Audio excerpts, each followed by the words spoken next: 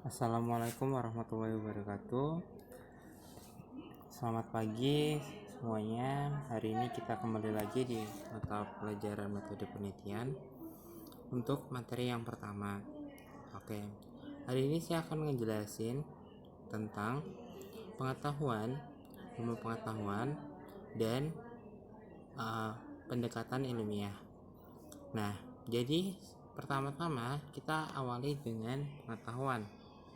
Jadi pengetahuan atau knowledge kalau dalam bahasa Inggrisnya itu tidak sama dengan ilmu atau ilmu pengetahuan atau disebut science dalam bahasa Inggris. Nah, kalau pengetahuan ini pengetahuan adalah informasi yang diketahui berdasarkan fakta atau fenomena-fenomena yang terjadi di sekitar kita. Jadi misalnya contohnya benda jatuh itu selalu ke bawah. Itu adalah pengetahuan faktual ya. Secara pengetahuan, dia memang faktanya benda itu jatuh itu selalu ke bawah, nggak ke atas. Ya. Terus ya, contoh lain misalnya kalau misalnya di materi biologi, misalnya bunga putri malu ya, tumbuhan putri malu. Nah, dia itu malu. Kenapa? Kalau misalnya kita pegang, ya dia bakal menguncup daunnya. Itu secara fakta, itu namanya pengetahuan. Nah, terus misalnya contoh yang lainnya, misalnya, nah banyak pengetahuan yang memang terjadi di alam sekitar kita itu disebut pengetahuan. Nah, berbeda dengan ilmu pengetahuan. Nah, kalau ilmu pengetahuan itu adalah kumpulan atau gabungan dari beberapa pengetahuan itu yang digabung menjadi satu secara sistematis. Jadi sudah terbentuk secara sistematis. Jadi ilmu pengetahuan itu nanti jadi cabang-cabang ilmu pengetahuan. Misalnya kayak biologi, fisika, kimia itu kan adalah kumpulan dari beberapa pengetahuan yang tersusun secara sistematis dan yang berkaitan. Jadi ilmu pengetahuan itu saling berkaitan. Ya tadi misalnya kalau di fisika, tadi kalian udah tahu bahwa benda itu selalu jatuh ke bawah. Atau misalnya kalau benda didorong dia akan bergerak. Nah itu adalah pengetahuan-pengetahuan yang digabungkan akhirnya menjadi satu ilmu pengetahuan yang disebut ilmu pengetahuan fisika. Gitu ya, paham ya?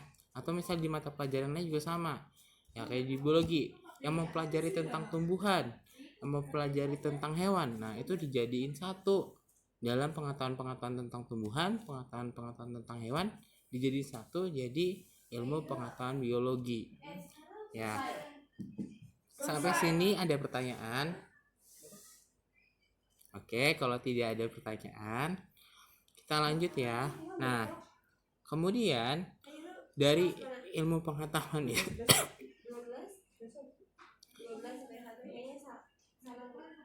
dari ilmu pengetahuan kita lihat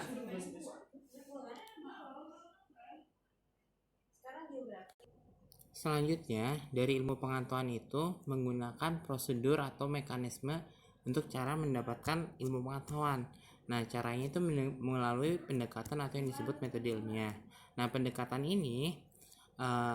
ilmiah adalah mekanisme atau cara mendapatkan pengetahuan. Nah kan yang tadi saya bilang ilmu itu kan gabungan dari pengetahuan dengan prosedur yang didasarkan pada struktur yang pertama logis dan secara sistematis karena terstruktur ya, terdapat sintaksnya yang jelas, jadi urutannya itu jelas.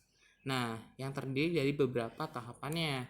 Nah tahapan dari langkah-langkah metode ilmiah secara garis besar, yang pertama harus adanya sebuah kebutuhan yang objektif atau yang disebut sebenarnya adanya masalah yang akan dibahas. Jadi misalnya yang kemarin seperti saya sudah tugaskan kalian mencari fenomena atau kejadian ilmiah. Nah berarti kan itu adalah adanya kebutuhan atau fenomena ilmiah yang mau dibahas. Nah yang kedua harus ada perumusan masalah atau disebut pertanyaan-pertanyaan yang kalian ingin tahu kira-kira tuh apa aja. Nah terus yang ketiga adalah pengumpulan teori. Nah dari setelah kalian bertanya kira-kira mau ngebahas apa, Nah, terus kalian kumpulkan teori-teori yang berhubungan. Nah, teori-teori berhubungan nanti bisa dicari di sumber-sumber referensinya. Nah, terus yang berikutnya, yang keempat, ada perumusan hipotesis atau dugaan sementaranya.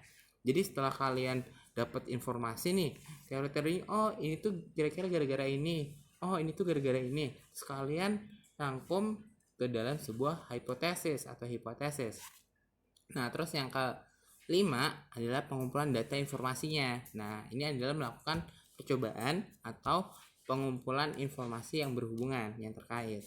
Nah, terus yang keenam, menganalisis hasil informasi yang tadi atau data yang sudah didapat. Dan yang ketujuh adalah menarik sebuah kesimpulan dari hasil proses ilmiah tadi. Ya, itu adalah pendekatan atau metode ilmiah. Nah, sekarang apa itu metode ilmiah? Jadi metode ilmiah adalah prosedur atau cara untuk mengetahui sesuatu yang mempunyai langkah-langkah. Yang pertama, syaratnya harus sistematis. Ya, jadi harus sistematis nih. Nah, yang kedua, logis. Logis itu apa? Logis itu masuk akal sesuai dengan logika. Ya, jadi prosedur ilmiah itu harus logis syaratnya, nggak boleh nggak logis. Ya, cuma angan-angan, nggak masuk akal, itu nggak boleh prosedur, tidak termasuk prosedur ilmiah. Nah, berikutnya nih, mengapa kita harus melakukan prosedur ilmiah atau mengapa kita harus melakukan sebuahnya penelitian? Ya, pertama di sini ada pertanyaan when, why, and how do we do the research. Jadi kenapa kita harus kapan dan mengapa dan bagaimana kita melakukan penelitian. Jadi yang pertama, adanya yang tadi saya jelasin, ada sebuah masalah. Nah, masalah di sini bukan berarti sebuah problem, suatu hal yang negatif ya. Jadi masalah di sini tuh bukan cuma Pak saya punya masalah pribadi, Pak saya punya masalah sama pacar saya. Nah, itu bukan. Di sini bukan masalah tuh bukan itu. Masalah adalah objek yang ingin dibahas, sesuatu yang mau diteliti, sesuatu yang menjadi pokok pembahasan dari penelitian itu sendiri. Jadi misalnya kayak kemarin saya nyuruh kalian cari satu fenomena alam. Misalnya ada yang ngebahasnya tentang fenomena petir. Nah, berarti masalah yang mau dibahas adalah tentang petir. Paham ya? Itu adalah masalah. Nah, setelah masalah, adanya hasrat ingin tahu. Nah, karena manusia itu diciptakan oleh Tuhan Yang Maha Esa, dikasih apa nih? Kasih akal, bukan cuma otak doang. Ya, kita dikasih akal, beda sama makhluk hidup yang lain. Kalau hewan dikasih otak, tapi nggak dikasih akal, jadinya otak-otak. Nah, tapi kita dikasih akal. Nah, karena kita dikasih akal, kadang kalau misalnya ada sebuah fenomena atau kejadian alam tertentu, itu kita menjadi punya hasrat ingin tahu, rasa ingin tahu. Kayak misalnya Sir Isaac Newton, dia suatu hari lagi di kebun, tiba-tiba kejatuhan apel, keplok apel jatuh. Nah, setelah itu jatuh kan tuh apelnya. Nah, ketika apelnya jatuh, dia berpikir, kenapa apel itu jatuh ke bawah, kenapa nggak ke atas? Nah, dari situlah teori gravitasi muncul. Nah, dari rasa ingin tahu. Misalnya, seorang penemu pesawat terbang, dia juga berpikir, ya, kenapa misalnya ya burung bisa terbang, pesawat bisa terbang. Nah, akhirnya dia muncullah ya rasa ingin tahu. Ya, karena dari rasa ingin tahu itu ya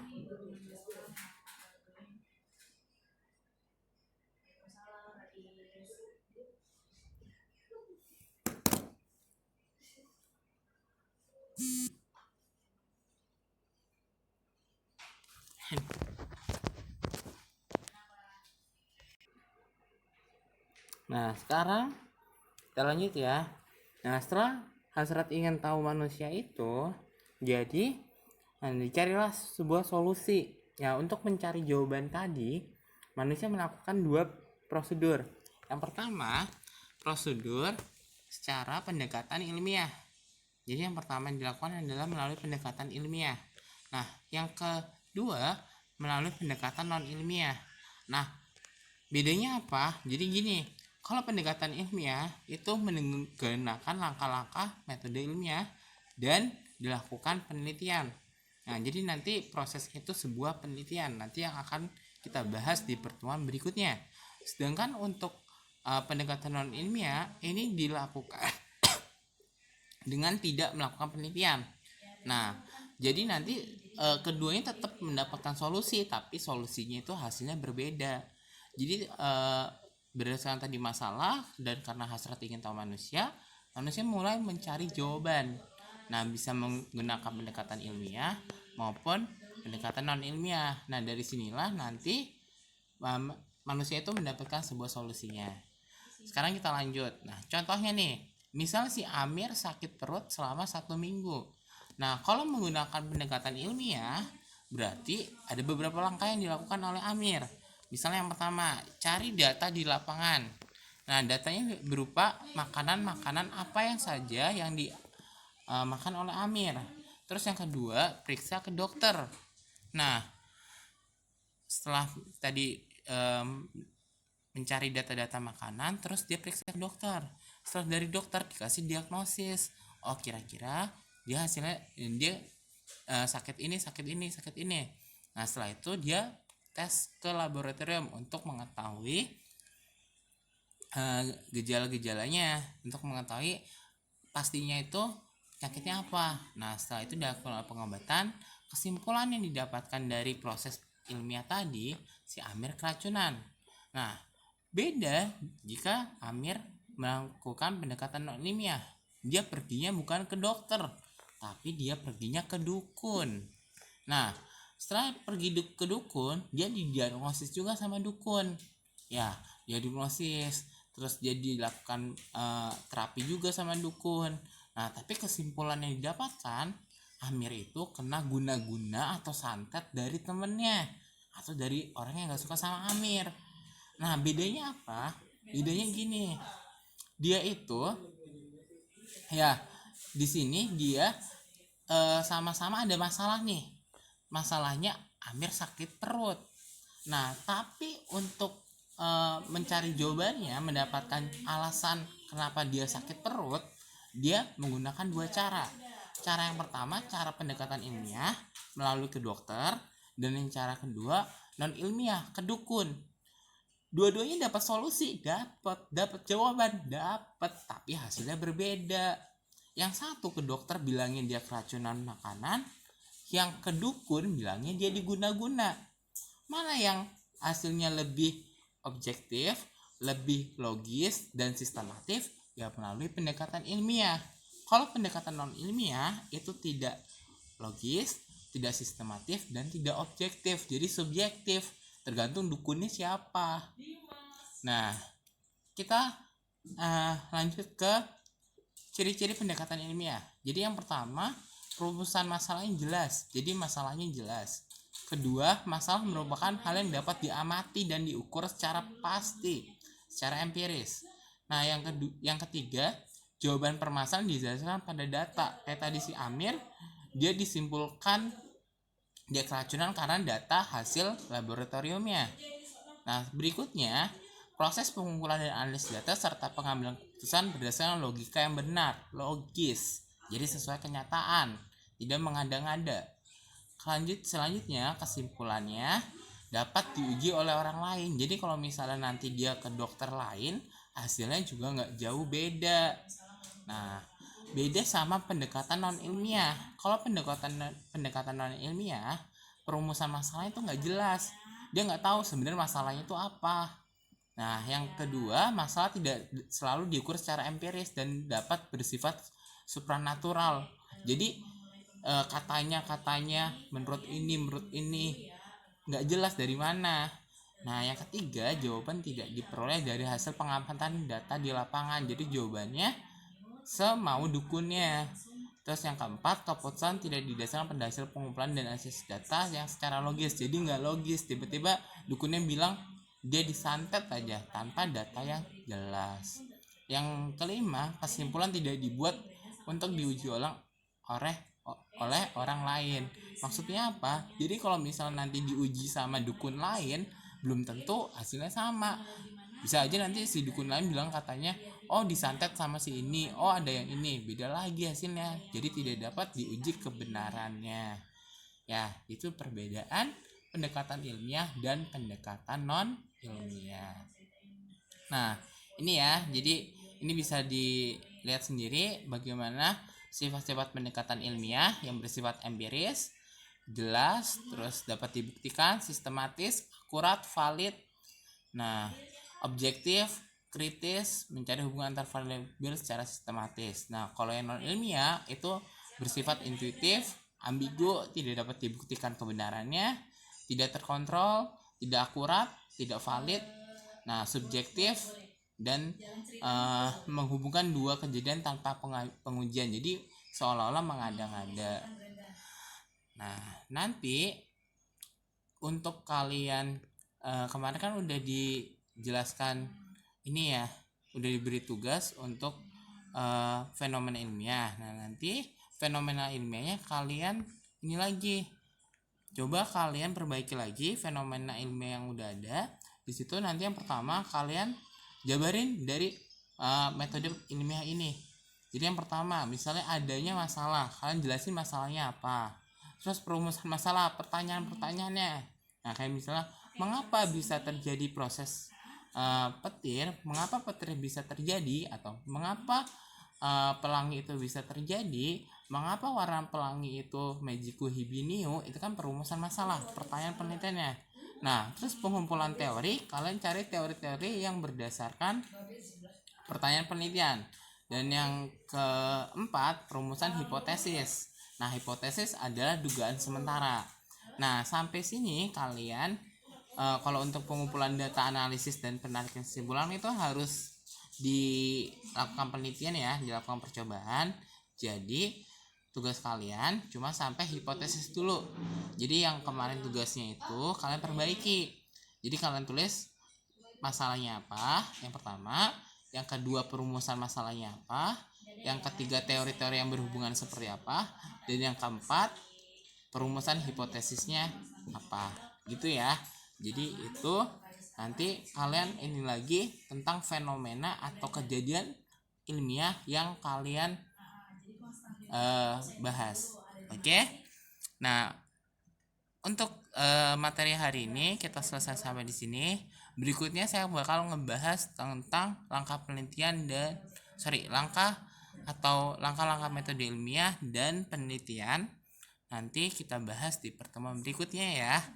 Nah, kalau misalnya nanti ada pertanyaan atau materi yang masih nggak jelas, silahkan nanti kalian bisa tanyakan di kolom komentar ya, atau misalnya bisa tanya langsung lewat WhatsApp. Terima kasih, saya akhiri sampai di sini. Mohon maaf bila ada kekurangan. Semoga bermanfaat. Billahi fisabilil haq fastabiqul khaira. Wassalamualaikum warahmatullahi wabarakatuh. Selamat siang semuanya, sampai bertemu lagi.